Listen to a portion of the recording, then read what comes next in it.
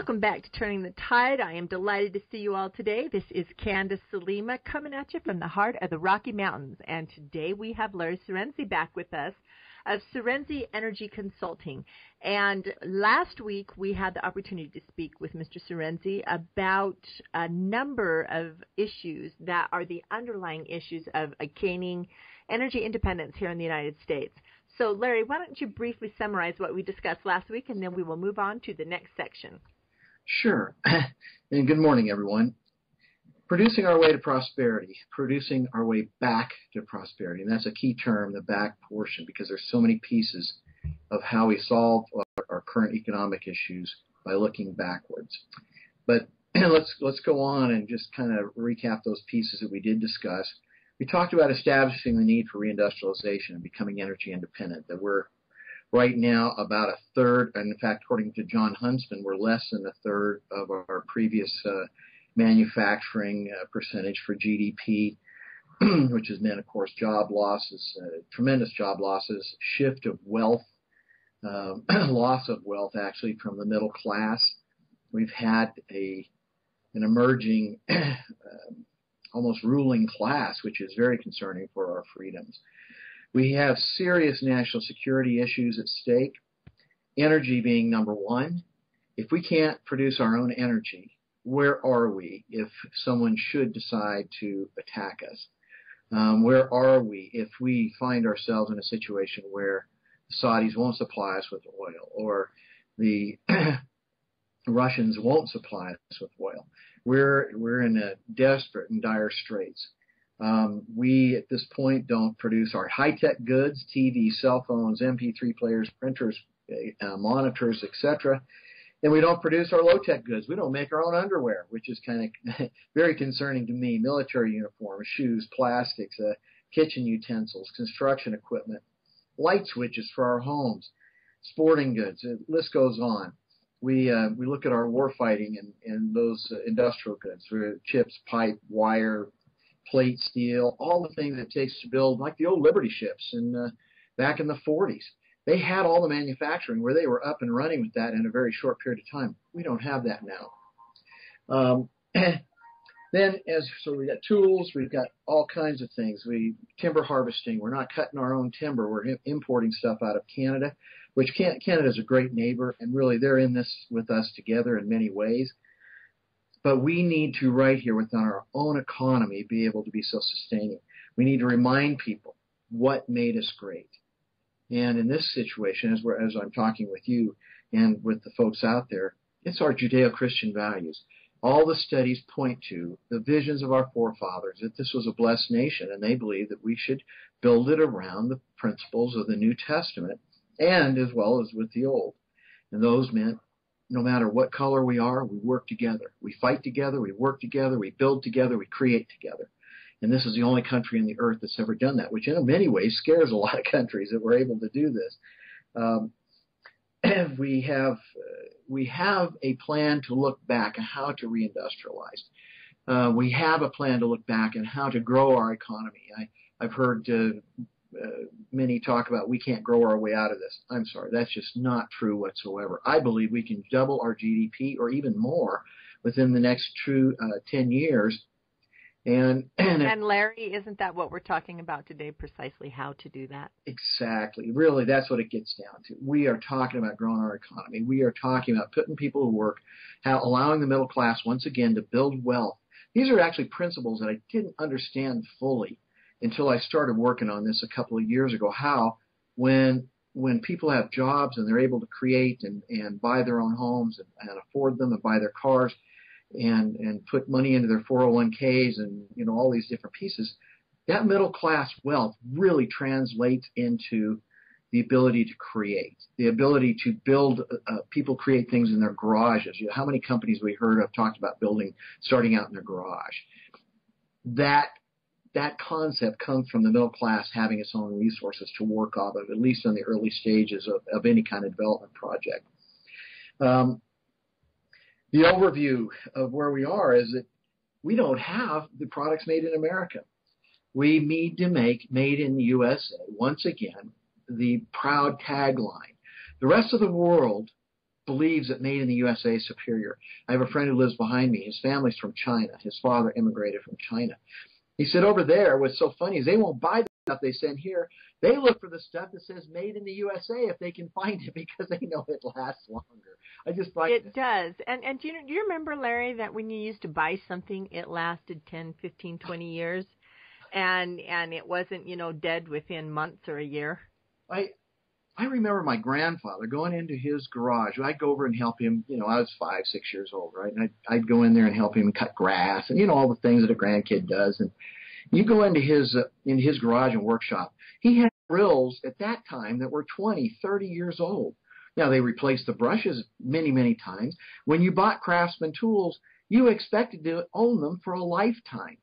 You go buy stuff at one of the big box retailers, I don't want to mention names, and screwdrivers, bits and drills under big names, Black & Decker and such, and use them once, and they're shot. The heads twist off the screwdrivers. The drill bits don't work. We need to build things.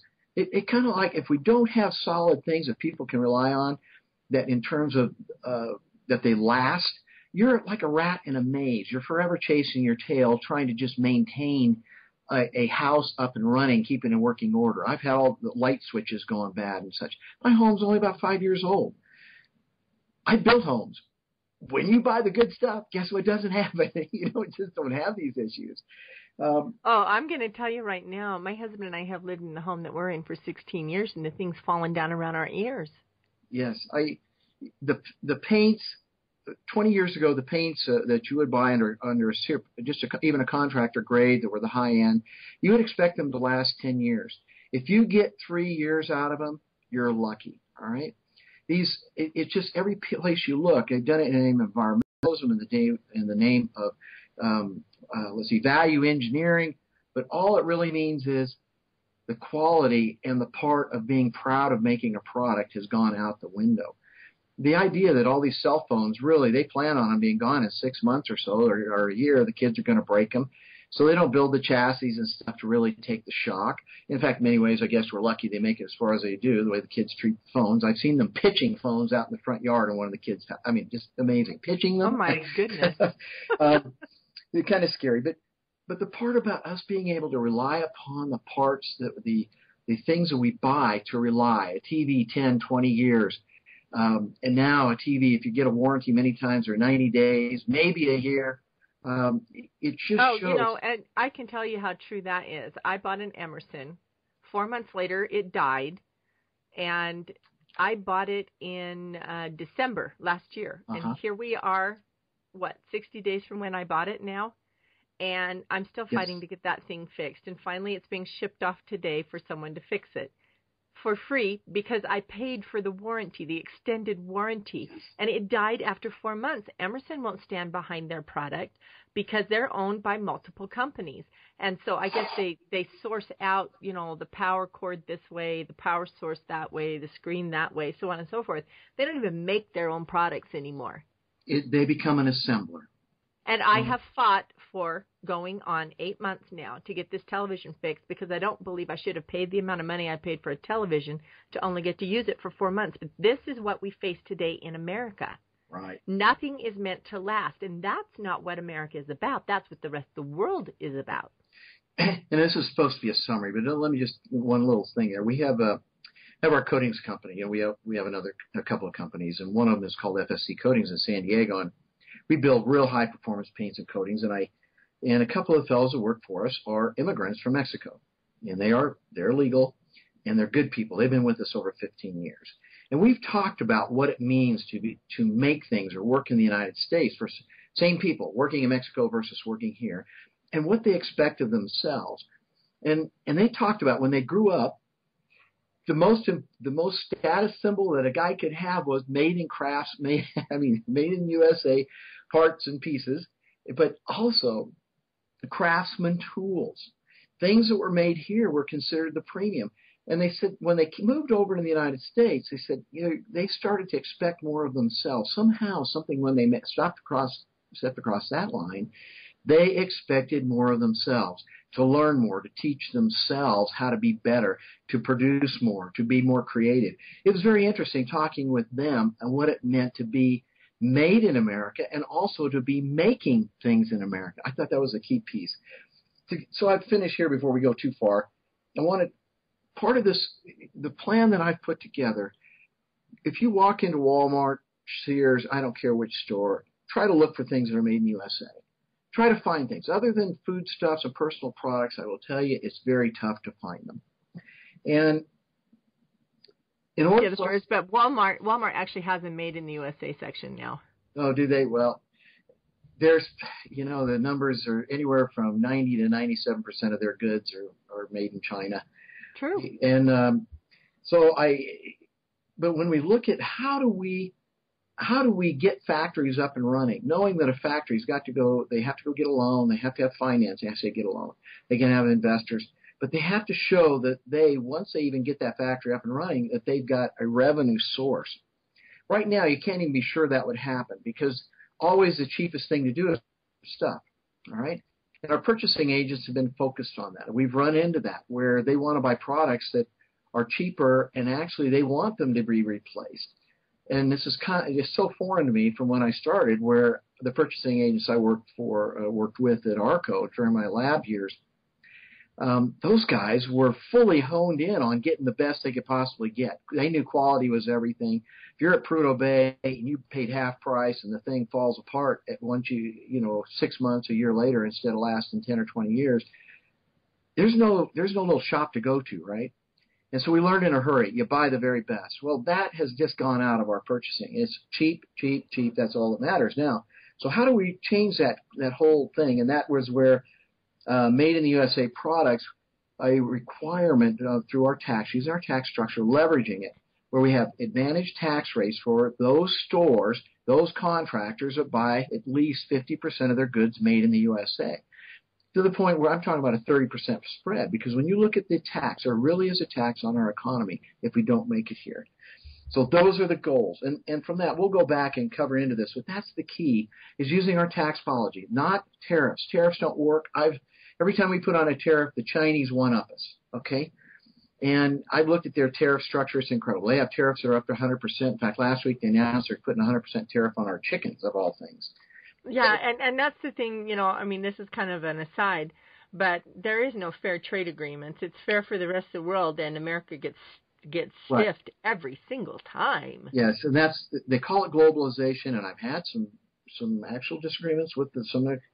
Well, I'm going to call it the raping of America. Yeah, it really has turned into all these guys. There's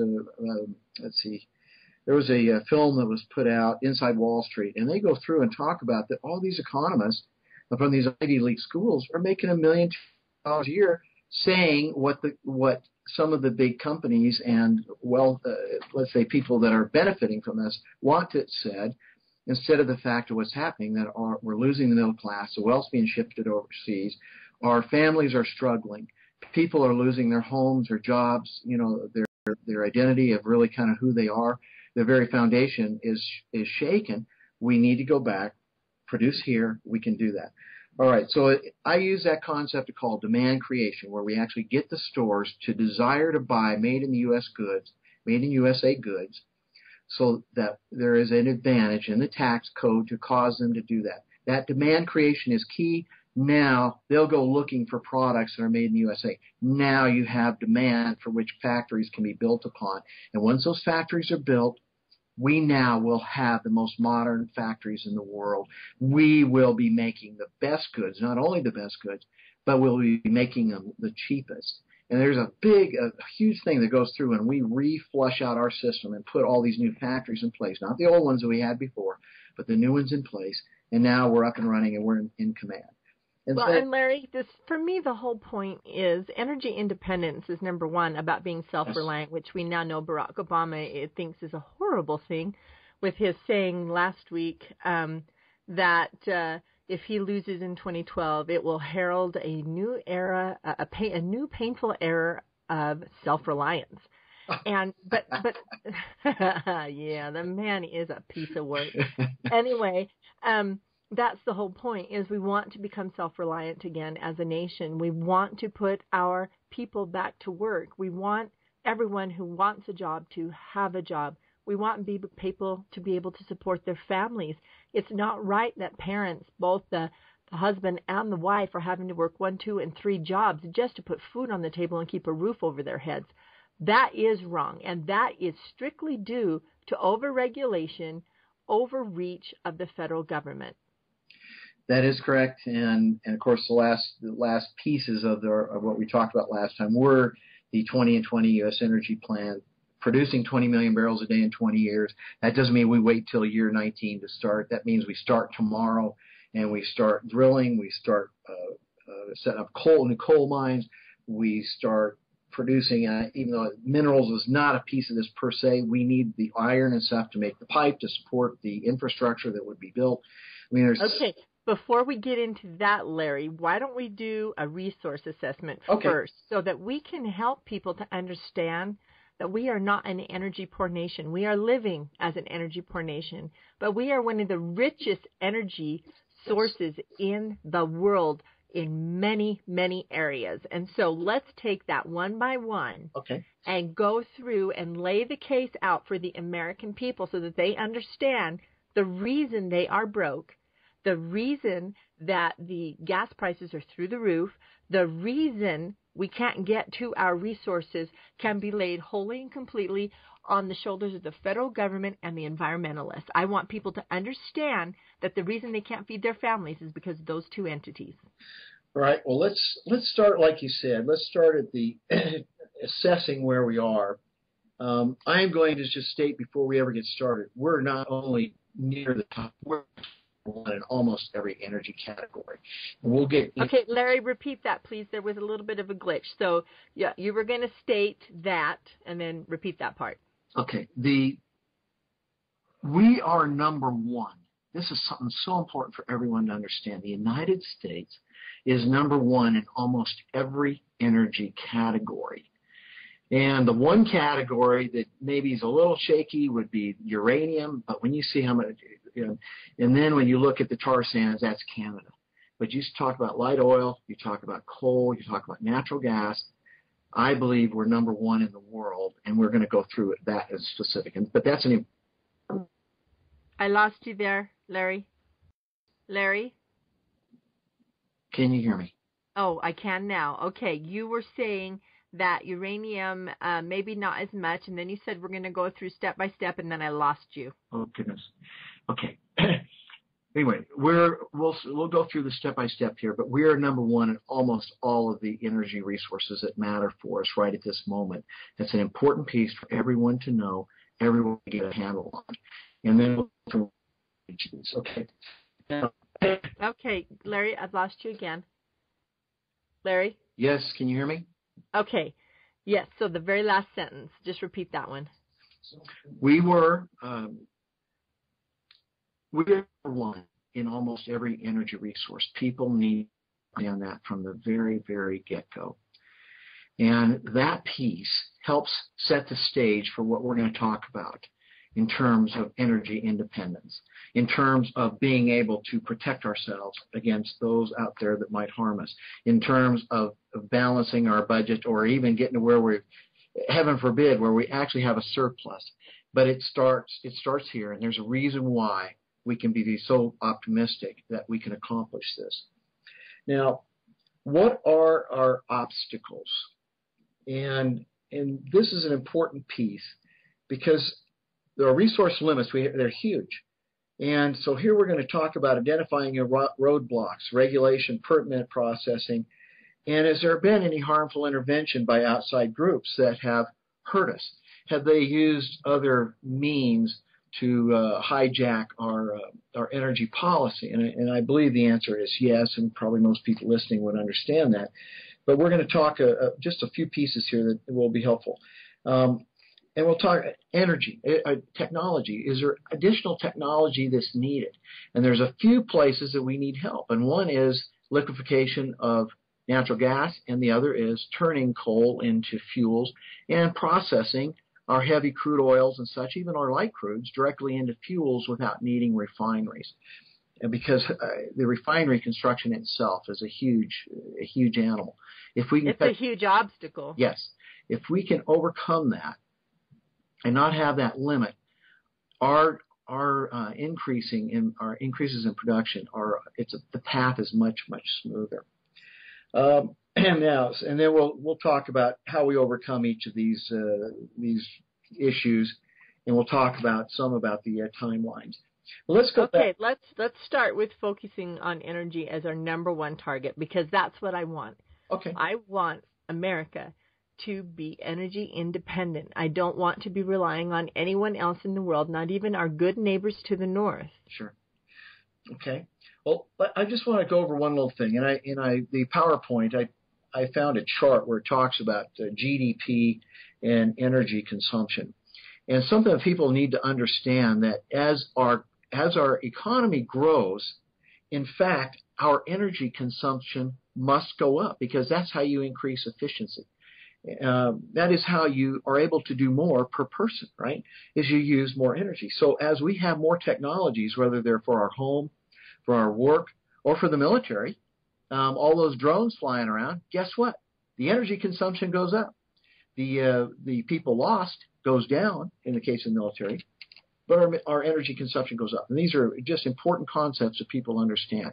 There is no such thing as cutting our energy consumption by 90% or such, which I hear some of these people talking on here, and I kind of wonder what planet they're actually referring to, because it doesn't apply to how our economy works or reality. Now, in going through and talking about how energy breaks down per day, I think it's important for people to get this idea, because there's been comments about shutting down our coal industry from some of our leaders. I'll just say it. It was Barack Obama. He made a vow to shut down all the coal mines. Just say it, Larry. All right, he did. And it's important to understand just what all this represents. And when we look at how many millions of barrels a day, for example, in crude oil, we're consuming about 88 million barrels a day. With natural gas, we're around 327 billion cubic feet in the world today, a billion cubic feet of gas. In coal, we're using about 19 million tons. And you go, well, how does that all work out? Well, when you break it down to actually BTU value, the actual heat value, you find out in the United States that 53% of our energy needs are crude oil, 24% are natural gas, about 23% is coal. Now, after I just told you that, 23% of our total energy consumption is coal, can you imagine what that would mean by trying to shut down the coal industry? Well, Barack Obama said what it would mean. He said it would mean that the energy prices would necessarily, and I'm quoting word for word, would necessarily skyrocket. Yes. Which would, of course, bankrupt us all, which would, of course, cause people to die, which would, of course, meet their objectives of sustainability and of where they say that only 100 million people can live on this country. In this country. Oh, you know what? The guy's a moron. I don't like Barack Obama. I don't like his administration, and I don't like his people. I don't like his experts. I don't like his czars. I don't like any of them. They all function on a flawed premise, and then equal that with their complete 100% utter idiocy, and you cannot get any solid policies out of them at all. So let's just agree, Larry, you and I, that they don't know what the hell they're talking about, and that we know the truth. Yeah. Well, they know. Let me just say something. They actually know what they're talking about, but their goal is not growing an economy, not helping people to live a better life. It's actually about 200 million people dying. And I know that, and that goes with their faulty premise of only this this nation can only support 100 million, which is false. Yes. And we will never run out of resources. We will never not be able to support the people in this nation, if the government would get out of the way. Now, of all this energy that's being used, the United States uses just over 20% of the energy. So we have around 5% of the population. We use 4 times as much energy, and everybody says that's just awful. But that energy use shows how we've been able to grow and accomplish and build things, more things than others have been able to it's been energy. It's been our efficient use of energy. So we're the model really for the world of how to use energy. It's not to go backwards. It's actually to use more of it. and I'm not saying we can't improve, increase efficiency. And I've told you we're working on new fuel systems for cars. We have a Corvette and a Cobra. Well, we actually just sold those cars, but we were getting just under 50 miles a gallon on the highway. They ripped the tires off. So there's breakthroughs coming. But nevertheless, in the long-term trend, we're going to continue to use more energy as we get more and more efficient. All right, now, of the total oil consumption in the United States, and I'm focusing on oil because our transportation is very key to our entire economy moving. All right, I'm going to leave the electricity portion aside, and that's very important. I don't want to underestimate but the one that will just shut us down tomorrow if we don't have it is actually crude oil. Now, of that crude oil, about 70% of that goes to transportation, which includes, our cars, the trucks, the trains, your boats, and aircraft. All right. So 70% of all crude oil goes to being able to, let's say, freedom. Really, in a way, it's freedom, isn't it? To be able to move around. Well, absolutely. And the thing is that our nation is so massive that what works in Europe won't work here. Yes. And they can walk across their nations. Well, but ironically, they're facing very, very similar issues to us. And when the Russians, this is something that Roger K. Young wrote, The Thief in the Night, made very clear. I saw him this weekend, and he made very clear about the Russians coming into Georgia and taking those, securing that one pipeline and the other major pipeline that feeds Europe. They're within 10 miles of being able to take it over. That literally cuts off Europe from, they're dead. They're dead if that oil doesn't get there. So it's very scary. They are. It's a huge problem. Yes. Okay, now, I just want to say one thing about all the batteries and electricity. Batteries have a lot of hurdles to overcome, and I just want to touch on this briefly at this point. We've worked directly with Ricardo Labs, the people that are working on building the Volt, for Chevy, and that have worked on the hybrids for Toyota and various cars. They point out some real serious issues. The Volt, the battery cost to General Motors alone is $40,000.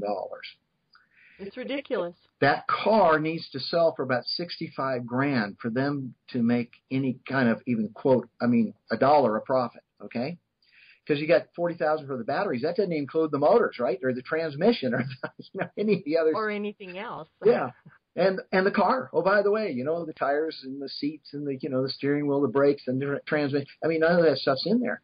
And so as we sat down and talked about this, it really opened my eyes because I said, well, what about these new things that are being done? And they talked about all the Toyotas. Still, they're losing $10,000, $12,000 a car on the hybrids. They can't charge enough for them. People will not pay what it actually costs for those. So when people focus on that as our solution, it isn't a solution. It is actually a solution for us to go to bankruptcy, not a solution to build a sustainable economy. Now, does that mean we won't eventually have better batteries? We won't. Sure we will. Technology is advancing all the time. With my dad having run the lab for NASA when I was a kid at the Space Flight Center, I saw stuff just coming out of nowhere. Unbelievable. And Larry, there are batteries out there that will last for 5 years that can come in at a cost-effective amount. The problem is that the auto industry is deliberately, in my opinion, going after the most expensive options. There are other options that work better, that are cheaper. They're just not going after them. Well, in Candace, I don't know about those batteries. I've looked at a lot of different kinds of things out there, and a lot of things as they're being brought forward, they got all kinds of hype with them.